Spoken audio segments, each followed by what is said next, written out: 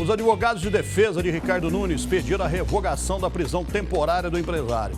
Ricardo, que é investigado por sonegação de ICMS, prestou depoimento hoje no Ministério Público em Contagem. Lá no início do programa nós falamos que iríamos trazer mais informações. Então vamos lá. Ricardo Nunes chegou à sede do Ministério Público de Minas Gerais em Contagem, na região metropolitana de Belo Horizonte, por volta de 9h20 da manhã. Ele estava na parte de trás da viatura. Alguns parentes do empresário estiveram na porta da sede do Ministério Público. Os advogados de Ricardo Nunes chegaram por volta de 10 horas, horário previsto para o início do depoimento. A gente precisa ter acesso aos autos para poder falar. O empresário foi preso na quarta-feira em São Paulo e trazido para Minas Gerais. O helicóptero da Record TV registrou a chegada de Ricardo Nunes ao aeroporto da Pampulha. Ele estava escoltado por um forte esquema de segurança. Em um carro descaracterizado, foi levado pela Polícia Civil para o Ceresp Gameleira, onde passou a noite. A filha do empresário, Laura Nunes, que aparece como sócia do pai em várias empresas, também já foi ouvida. Ela admitiu que só assinava os documentos e quem cuidava da administração dos negócios era o Ricardo. Para o Ministério Público, o depoimento de Laura deixou claro que ela agia como laranja do pai no esquema de lavagem de dinheiro. A prisão de Laura foi suspensa depois que ela foi ouvida, já que os investigadores entenderam que ela contribuiu com o inquérito. A polícia ainda tem um mandado de prisão para o diretor executivo da rede em Santo André, no estado de São Paulo, Pedro Daniel Magalhães. Os advogados de defesa entraram com um recurso para suspender o pedido. As investigações apontam para a prática de apropriação indébita tributária, que passou a ser considerada um crime em novembro de 2019. O esquema funcionava assim. O consumidor comprava, por exemplo, uma geladeira por R$1.000.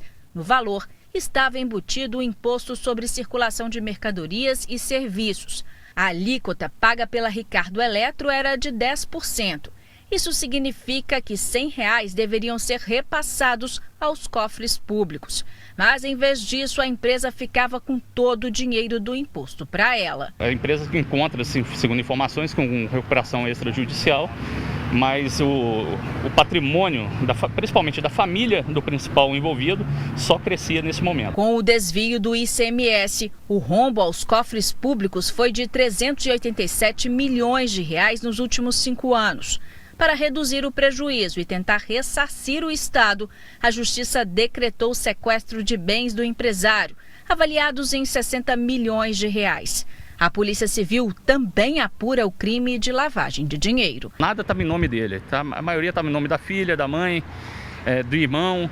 Diversas empresas patrimoniais foram localizadas. Então, como ele fazia essa lavagem de dinheiro? O dinheiro não era transferido para a conta dele, mas ele utilizava aquele recurso, aquele lucro ilícito proveniente do crime tributário para pagar despesas, seja de aquisição de imóveis, seja de reforma de imóveis, seja de aquisição de cotas em outras sociedades. Depois de mais de 3 horas e meia de depoimento, o empresário foi levado novamente para o Ceresp da Gameleira. Os advogados de defesa pediram a revogação da prisão temporária. Ele esclareceu que durante todo o período em que geriu as empresas, nunca omitiu qualquer informação do fisco estadual, nunca se utilizou de qualquer artifício, de qualquer meio fraudulento para recolher menos tributos. E ao fim do depoimento, nós requeremos a revogação da prisão temporária. O Ministério Público já se manifestou favoravelmente. Hoje, até o fim da tarde, ele estará em sua residência.